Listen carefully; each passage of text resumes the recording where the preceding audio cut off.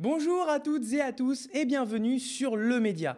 J'ai le plaisir de vous retrouver pour une nouvelle édition de votre bulletin d'information de l'été. Nous sommes le vendredi 2 août 2024, vous nous regardez sur le canal 350 de la Freebox, sur YouTube ou sur notre site internet. Vous le savez, malgré notre dossier sérieux et la ferveur populaire, Le Média n'a pas été sélectionné par l'Arcom pour être diffusé sur la TNT.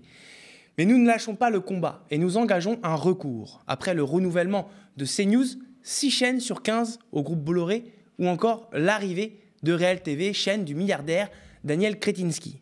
Nous exigeons une répartition plus équitable et plus démocratique des fréquences TNT. Alors signez et partagez notre grande pétition sur tnt.lemediatv.fr. Vous rêvez d'une autre info sur la TNT? Eh bien nous aussi. C'est parti pour le Flash Info. De nouveaux policiers mis face à leur violence, on peut légitimement l'espérer car le parquet de Paris a requis hier le renvoi en correctionnel de 9 CRS soupçonnés d'avoir frappé ou matraqué des manifestants. Les faits remontent à décembre 2018. Souvenez-vous, c'était en plein mouvement des Gilets jaunes. Alors que des manifestants s'étaient réfugiés dans un Burger King près des Champs-Élysées, des CRS de la compagnie de Chalon-sur-Saône les avaient suivis à l'intérieur et se sont mis à les frapper à plusieurs reprises. Les policiers auraient par exemple asséné 27 coups de matraque à un des manifestants. Certaines de ces violences imputées à 6 des 9 CRS ont même entraîné une incapacité totale de travail inférieure ou égale à 8 jours chez les parties civiles. Les prévenus se sont défendus au cours de l'investigation et ont expliqué avoir, je cite, traqué des pilleurs de commerce. Seulement, pour le parquet, les manifestants apparaissent, je cite, non hostiles. Un avis étayé par de nombreuses vidéos, dont celle de l'agence de presse HZ Presse, qui est à l'origine de l'enquête préliminaire. Pour Aria Halimi, l'avocat et conseil de 2 manifestants blessés, je cite encore, les violences policières n'existaient pas pour Emmanuel Macron au moment des faits. Et il ajoute qu'il est désormais probable que 9 CRS soient renvoyés devant le tribunal. Une possible avancée dans les nombreux cas de violences policières et de l'impunité dont elles bénéficient. Sur les violences policières toujours, 2 agents de la BAC d'Argenteuil ont été condamnés respectivement à 6 et 8 mois de prison avec sursis pour des faits similaires. Cette fois-ci, les 2 agents de la BAC ont violenté un jeune homme de 19 ans le 29 janvier 2021 à Courmeil en Parisie. Ces derniers auraient tiré 27 coups de taser ainsi que des coups de poing et coups de pied, laissant le jeune homme traumatisé physiquement et psychologiquement.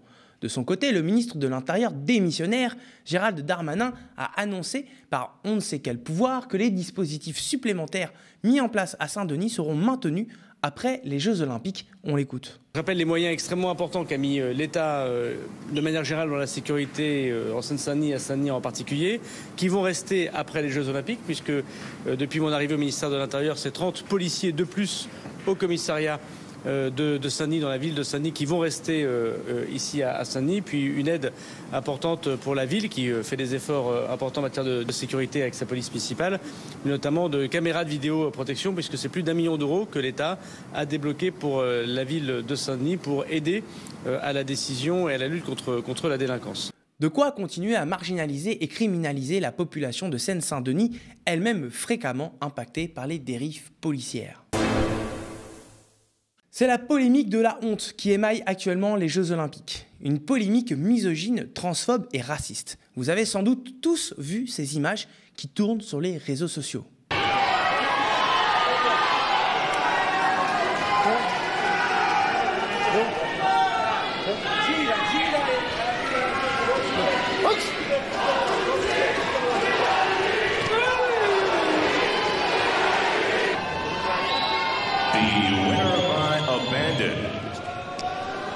Victorieuse par abandon in red from Algeria, Iman Khalid.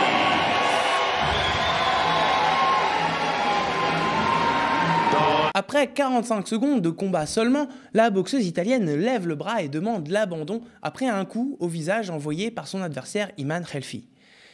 Et c'est là que l'enfer commence pour la jeune boxeuse algérienne. En fer de lance de cette polémique nauséabonde, Giorgia Meloni, la présidente du conseil italienne d'extrême droite, qui a réagi au micro de la Rai Uno.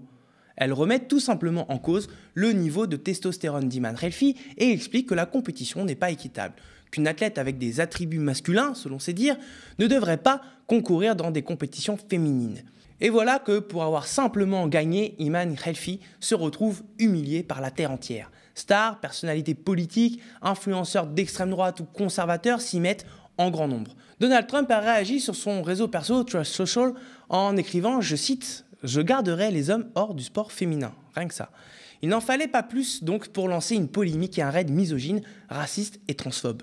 Une polémique qui rappelle tristement celle dont ont fait l'objet d'autres athlètes féminines par le passé. On pense notamment à Serena Williams ou encore à Amélie Mauresmo, dont les carrures prêtaient aux mêmes interrogations misogynes, là où les hommes, eux, sont érigés en héros. Depuis l'abandon de la boxeuse italienne, Iman Khelfi est décrite comme un homme ou une personne transgenre.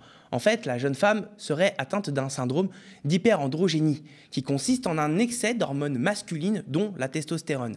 Le taux de testostérone varie de toute façon naturellement en fonction des individus. Cela n'a donc rien à voir avec une quelconque transidentité ou une quelconque intersexualité. Iman Khelfi est née femme et a été sociabilisée en tant que telle.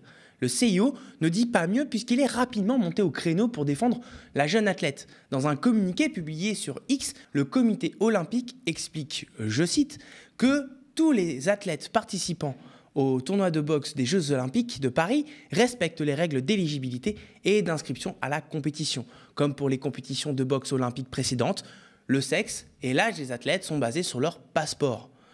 De nombreuses femmes peuvent avoir un taux de testostérone égal à celui des hommes tout en étant des femmes, a redit le porte-parole du CIO, Mark Adams.